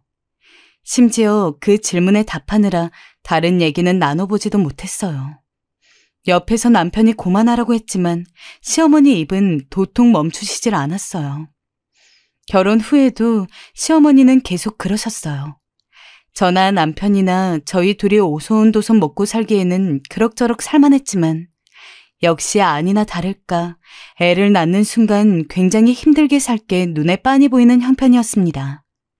하지만 시어머니가 저러시니 그러다 어느 날은 제가 강하게 한번 의견을 물어붙였습니다. 그날은 시어머니랑 단둘이 만난 자리였는데요. 은근슬쩍 아이 얘기를 꺼내시려 하길래 단칼에 잘라내었습니다. 어머니, 죄송하지만 저 더 이상 이 얘기는 하고 싶지 않아요. 끝난 얘기이기도 하고요. 문근 씨랑 저 모두 다 아이 낳을 생각 확실히 없습니다. 그런데 시어머니가 여기서 벌컥 화를 내시는 거 있죠? 아니, 너희도 참 이상하다. 내가 이 정도 얘기했으면 못 이기는 척 좀 고분고분 해줘야 하는 거 아니니? 어쩜 둘 다 그리 고집이 센 거야? 내 아들은 그렇다 치고 넌 며느리가 되어서 시어머니 비위 좀 맞춰줄 수 있는 거지. 그게 그리 어렵니? 어머니, 애 낳는 게 어머니 비위 맞춰서 해결해야 될 문제인가요? 전 아니라고 생각하는데요. 저 어머니가 원한다는 이유로 애 낳을 생각 없습니다. 어머니, 오늘 저한테 말 실수하신 것 같네요. 이만 가보겠습니다. 그 후 저는 강하게 나가기 위해 일부러 시어머니 전화도 받지 않고 문자도 일절 확인하지 않았습니다. 남편도 이런 제 행동에 아무런 말하지 않았죠. 오히려 그런 식으로 해야 엄마도 포기할 거라고 말하더군요. 저희가 그렇게 하니 시어머니도 이젠 포기해야겠다 싶으셨는지 저희에게 힘없는 목소리로 전화를 걸어오셨습니다. 그리고는 알겠다고 저희 의사를 존중하겠다고 말씀해 주셨죠. 어쨌든 저도 어머님이 포기해 주신 덕분에 감사하고 평온한 나날을 보낼 수 있었어요.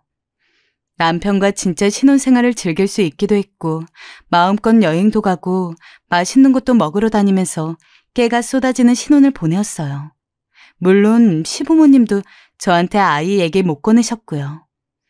그래서 전 부자가 되어서 여유 있게 살지는 못하겠지만 그래도 제법 제 마음에 드는 결혼 생활을 하고 있었다고 생각했습니다.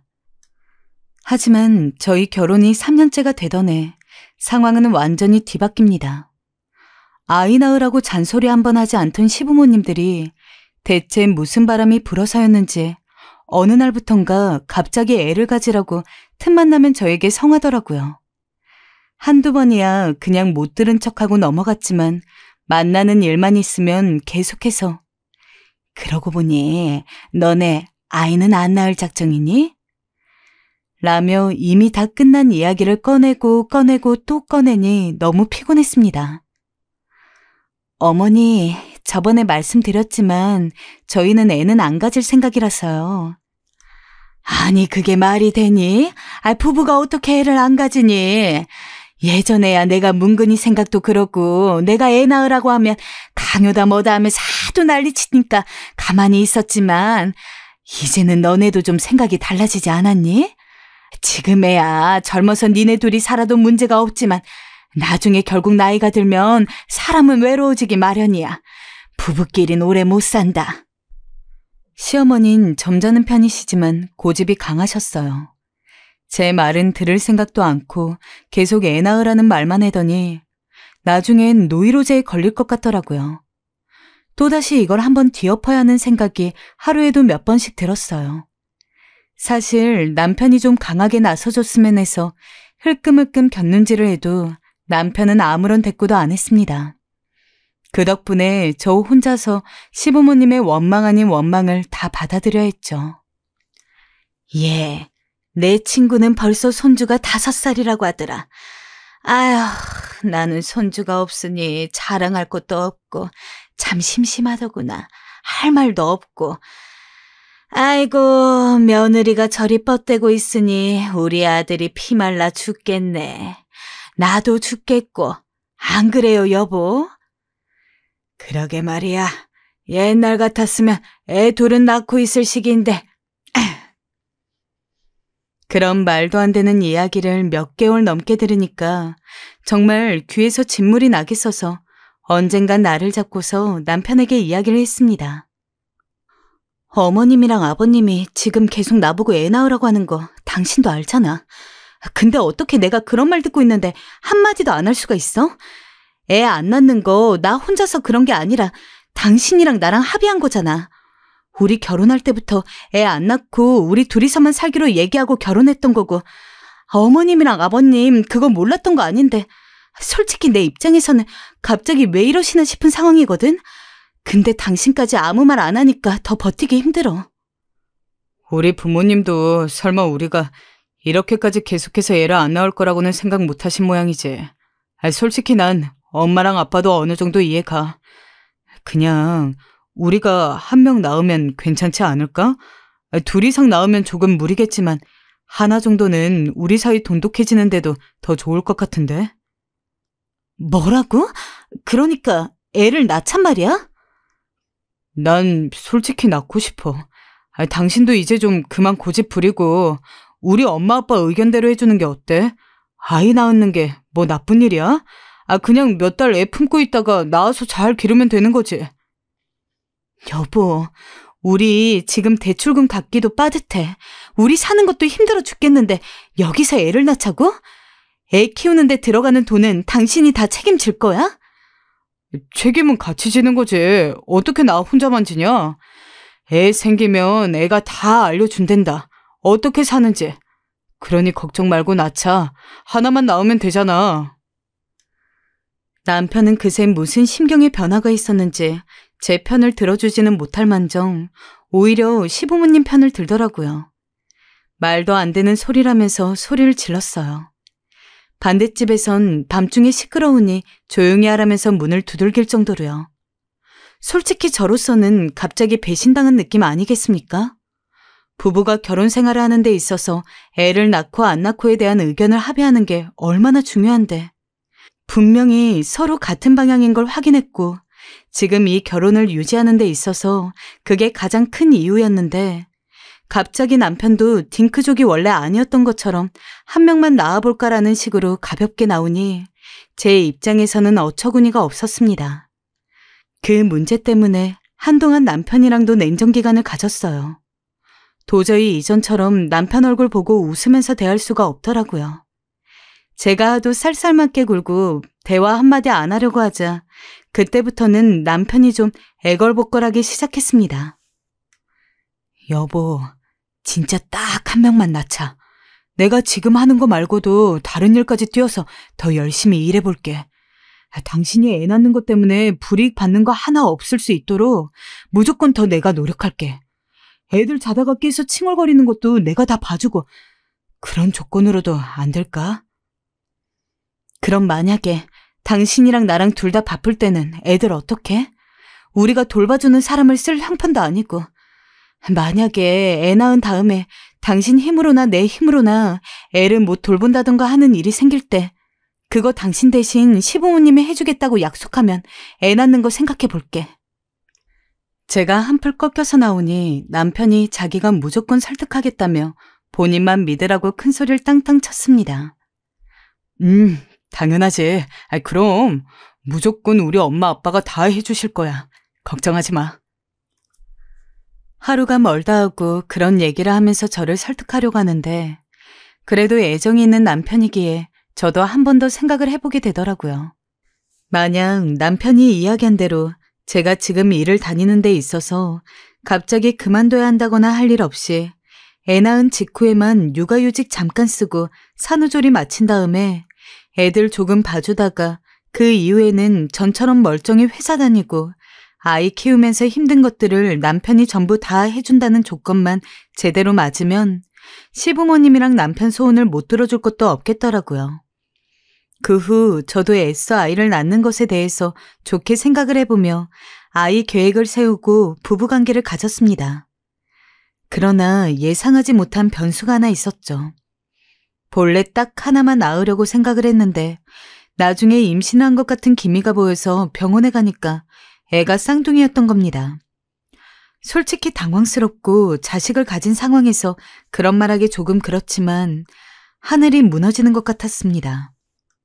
물론 선물이긴 했지만 저희 형편이 둘 이상의 애를 알뜰살뜰 잘 돌봐줄 수 있는 환경도 아니었고 애가 둘이면 왠지 약속도 지켜지기가 힘들 것 같았거든요.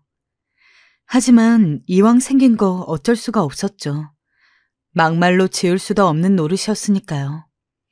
저는 축 처져 있는데 남편은 쌍둥이라고 하니까 오히려 기뻐하더라고요. 솔직히 혼자 자라면 애가 너무 외로울 뻔했다는 둥 둘이라서 사이좋게 잘 지낼 수 있을 거라는 둥. 시부모님 역시 저의 쌍둥이 임신 소식에 그날만큼은 정말 상다리가 휘어지는 맛있는 것만 차려주셨습니다.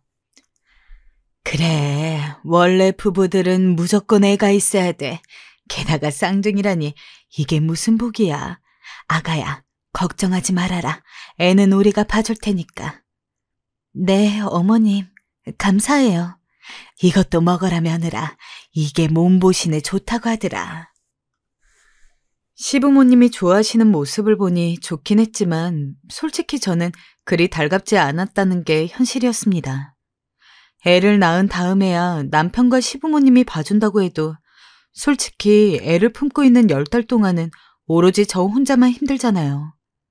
입덧도 엄청 심하고 조금만 움직여도 온몸이 다 쑤시는데 진짜 병뚜껑 하나만 제대로 안 따져도 갑자기 서러워서 눈물이 펑펑 날 정도로 우울했습니다.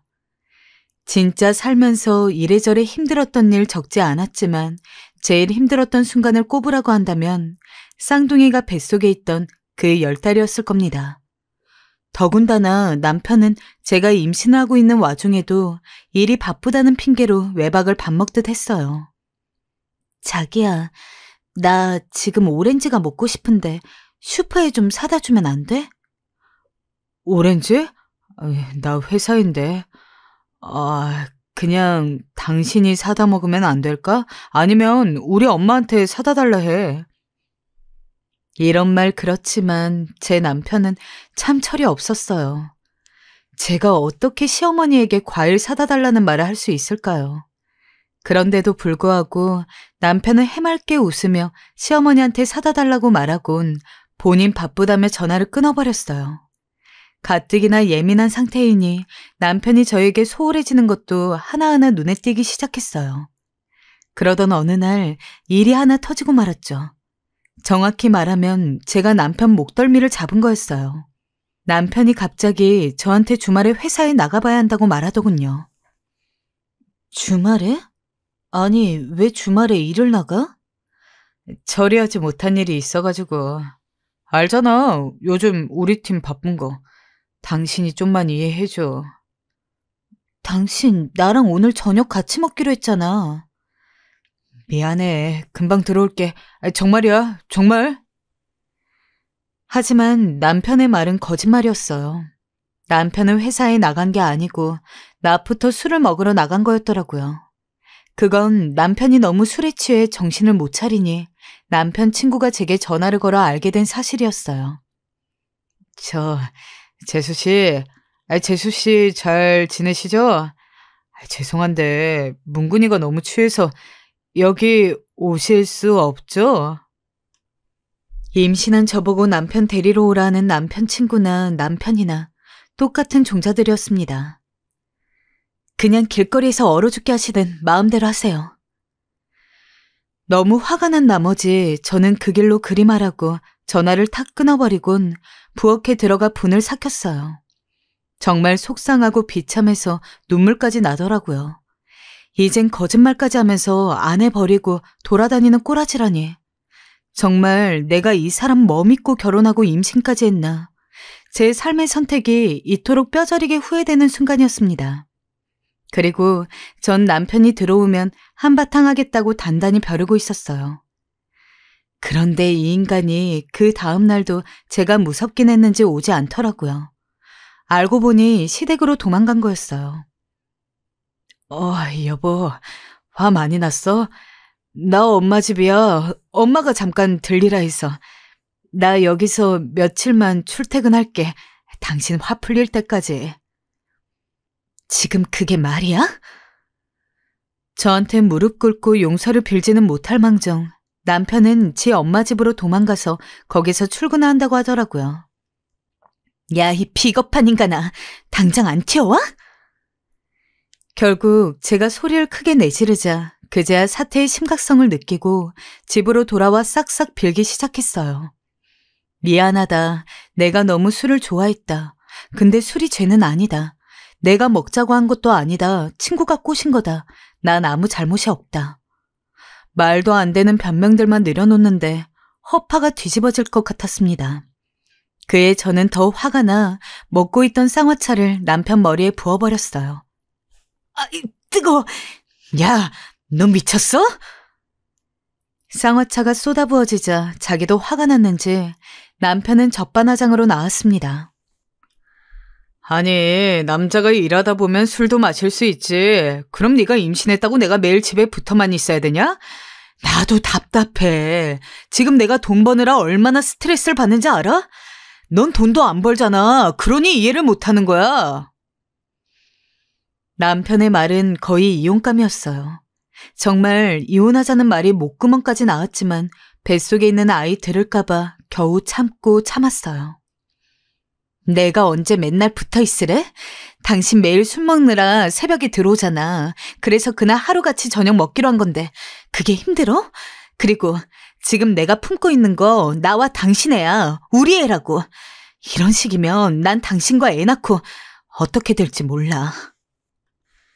나지막하게 깔린 제 목소리에 남편도 조금은 위기를 느꼈는지 수그러들더군요. 그 이후 남편과는 당연히 냉정기였습니다. 임신했을 때 사실 그 누구보다 남편에게 사랑받고 미래의 아이를 그려나가며 행복한 얘기만 해야 할 시기에 저 혼자 아이 품고 끙끙거리고 있으니 정말 서럽더군요. 몸도 힘들긴 마찬가지였습니다. 출산을 하니까 오히려 속이 시원하더라고요.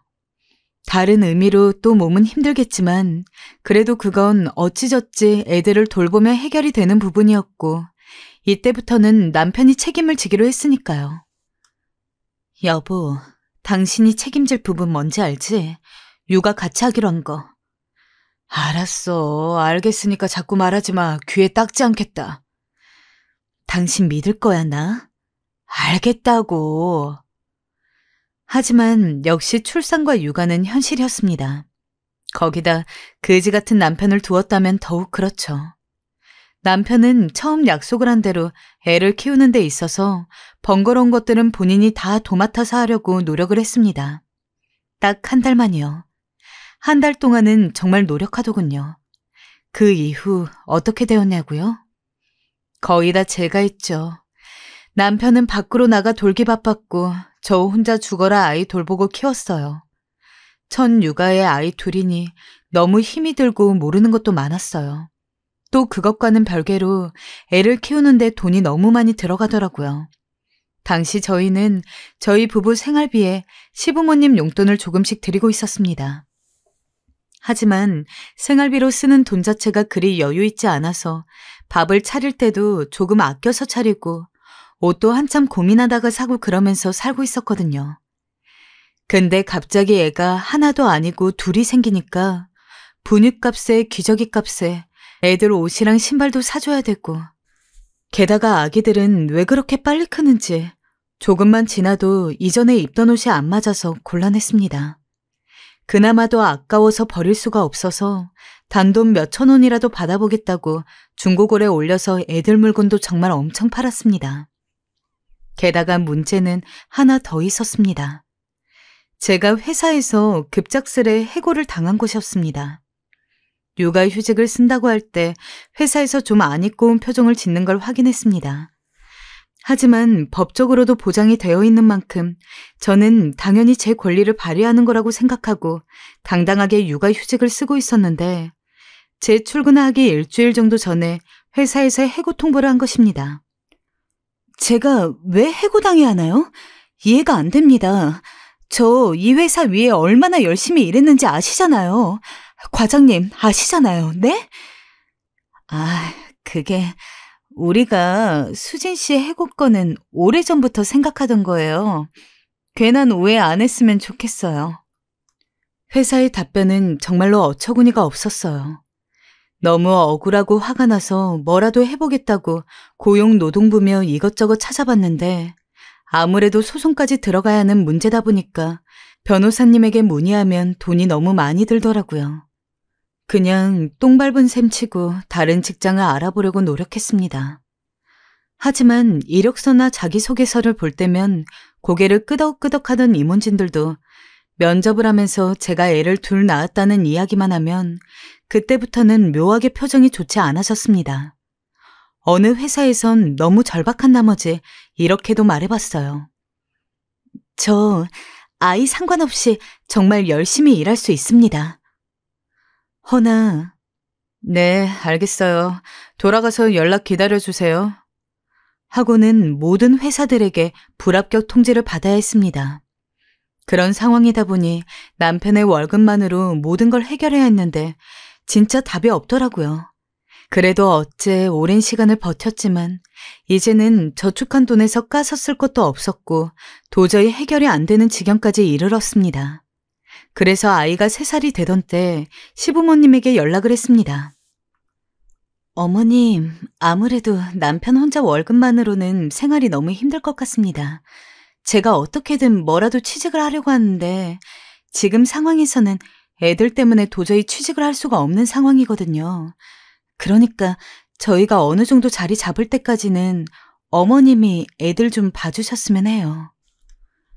그렇게라도 애들을 맡긴 후에 취직을 하려고 정말 온갖 짓을 다 하다 보니까 그래도 간신히 작은 중소기업에 사무보조로 들어갈 수 있었습니다. 하지만 그렇게 1달 정도 지났을까요? 갑작스럽게 시어머니한테 연락이 왔습니다. 나는 더 이상 손주들 못 봐주겠다. 네? 그게 무슨 말씀이세요? 애들이 너무 시끄럽고 매일 울기만 해. 난 도저히 감당이 안 돼. 내 몸뚱아리도 성하지 않은데 애들 보려니까 이러다 병이라도 나겠어. 설마 시어머니가 갑자기 그렇게 나올 거라고 생각도 못했습니다. 당황스러움에 말도 못하고 있는데 시어머니는 그런 저에게 1달 봐줬으면 많이 봐준 거 아니냐. 너도 취직을 했으니까 이제 애들은 집에 있어도 별 문제 없지 않느냐. 아니, 취직을 한 건 취직을 한 거고 돈을 벌어야 되는데 저도 남편도 애들을 제대로 볼 시간이 없는 상황에서 어떻게 마음 놓고 돈을 벌겠습니까? 어머님, 갑자기 이러시면 너무 곤란해요. 남편도 저도 지금 서로 일하느라 바빠서 애들 제대로 봐줄 시간 없어요. 그리고 애초에 아시잖아요. 제가 애 안 낳으려던 거 남편이랑 어머님, 아버님이 다 애들 돌봐주겠다고 해서 낳은 거. 제가 하고 있던 일에 피해도 없고 키우는 데 있어서 남편이랑 어머님이랑 아버님이 다 해준다고 해서 애들 키우게 된 건데 어머님도 저희 집 사정 지금 빤히 알면서 이렇게 말씀하시면 어떡해요. 하필 또 시어머니가 전화를 걸었을 때 마침 회사에 있는 시간이었습니다.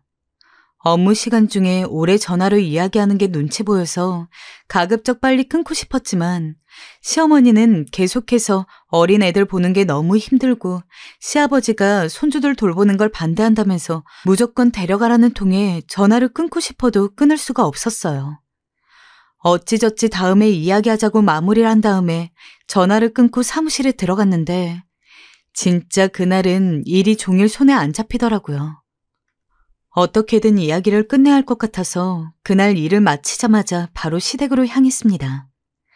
가니까 시어머니나 시아버지나 애들은 거의 거실에서 혼자 놀게 방치하고 본인들끼리 하하호호 하고 있더라고요.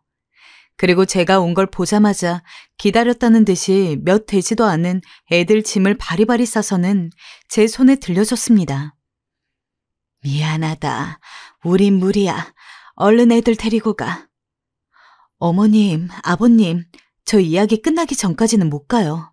저나 남편이나 당장 내일 출근해야 되는데 나까지야 애들이 어린이집에 있지만 애들 하원할 때는 누가 데리러 가지고 저랑 남편 퇴근할 때까지는 대체 누가 저희 애들 봐줘요? 도우미 아줌마들 형편이 안 되는 거 아시잖아요. 우리도 우리 인생이 있지. 언제까지 다 늙어서는 새파랗게 어린 손주들이나 보고 앉아 있어. 그 정도는 부모인 네가 알아서 해야지. 우리 때는 애 둘이 아니라 5, 6을 낳아도 어떻게 잘 키웠어. 어머님, 그건 어머님 때이고요. 여보, 뭐라고 말 좀 해봐. 사람이 아무리 화장실 들어갈 때랑 나올 때랑 다르다고 해도 다른 것도 아니고 진짜 남편이랑 시부모님 믿고서 애를 낳은 건데 어떻게 이런 일이 있을 수가 있는지 믿을 수가 없었습니다. 아무리 제가 열과 성을 다해서 항의를 해도 시어머니랑 시아버지는 콧방귀도 끼지 않았어요. 오히려 제가 너무 약해 빠진 소리를 한다면서 뭐라고 했죠. 솔직히 제가 시부모님한테 애들을 맡기기로 했어도 그렇다고 해서 시댁에 애들을 재우면서까지 맡기는 건 아니었습니다.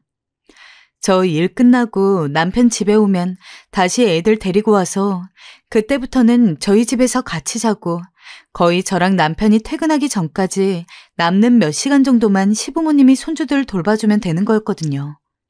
아니, 본인들이 그렇게 하기로 약속을 해놓고서 갑자기 이러는 게 어디 있습니까?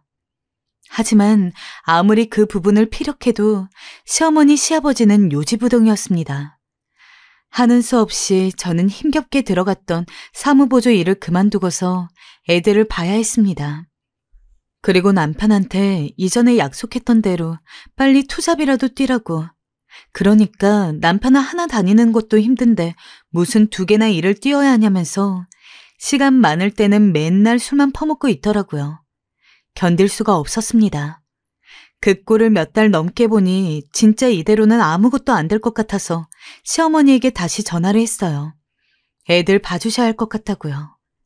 하지만 시어머니에게 전화를 해서 그런 소리를 하기가 무섭게 시아버지가 전화를 획 뺏는 소리가 나더니 그딴 소리 할 거면 다시는 전화하지 마라! 라면서 저에게 소리를 질렀습니다. 그래서 어떻게 다시 시아버지를 설득하려고 했어요. 매일 봐달라는 거 아니다. 애들 어린이집 다니니까 어린이집 가는 거면 내가 출근하면서 버스 태우면 된다.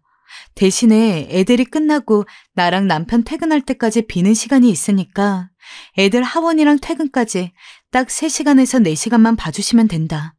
하지만 시아버지는 10분이 됐든 1분이 됐든 절대 손주들 더는 못 돌본다면서 저보고 알아서 하라고 하더군요. 아니, 매일 봐달라는 것도 아니고 어린이집 하원하고 퇴근하는 3-4시간만 봐달라는 게 그게 죄입니까? 그럼 애초에 애를 낳지 못하게 하던지 나이 70 먹은 노인이 거짓말을 해야겠습니까? 그러다가 제가 하도 눈물바람으로 부탁을 하니 어느 날 시어머니랑 시아버지가 절 부르시더라고요. 내가 생각하기엔 네가 의지가 없어도 너무 없는 것 같다. 아니, 니들 형편 어려운 거 알겠다만 솔직히 대출이라도 써서 도우미 아줌마 쓰면 되지 왜 우리한테 부탁하려 드는 거니? 너는 며느리로서 늙은 시애미 부려먹는 게 미안하지도 않아? 그리고 말이다. 내가 말 안 하려고 했는데 말이다. 네가 하도 약속 안 지킨다고 뭐라 하니까 하는 말인데 솔직히 내가 애들 맡아주겠다고 안 했으면 네가 애를 낳았겠니? 어쩔 수 없이 나도 약속한 거다. 강제로 한 거라고. 너무 기가 찼어요. 순간 눈물이 나면서 어떻게 이런 식으로 사람이 변할 수 있나 싶었습니다. 제 앞에 있는 분들이 시부모로 보이지도 않았어요. 어머님, 아버님, 그렇게 손주 못 보시겠다고 했으니 저도 그럼 이제 시댁에는 발을 들이지 않겠습니다. 손주 영영 보지 마세요. 전 그리 말하곤 집으로 돌아갔습니다. 그러자 이번엔 남편이 난리를 치더군요. 시부모님한테 그런 말을 한 걸 벌써 전해 들었는지 어떻게 우리 엄마 아빠한테 그런 말을 하냐면서요. 순간 이 인간이 제가 임신할 때부터 저에게 했던 행동들 하나하나가 떠오르며 분이 올라 부부싸움으로 번지게 되었습니다. 저는 지금 시댁도 징글징글하고 절 냅두고 밖으로 돌아치는 남편도 징그럽습니다. 아이가 아직 어리긴 하지만 차라리 혼자 제 힘으로 살면서 아이 돌보는 게 낫지 않을까 생각하고 있습니다. 아직 어떻게 결정이 날진 모르겠지만 제 삶을 살고 싶다는 게 지금의 생각이에요. 없으나 하나 마나한 남편이나 못된 시부모랑 하루도 더 붙어있고 싶지가 않거든요. 부디 제가 가는 길에 많은 응원 부탁합니다.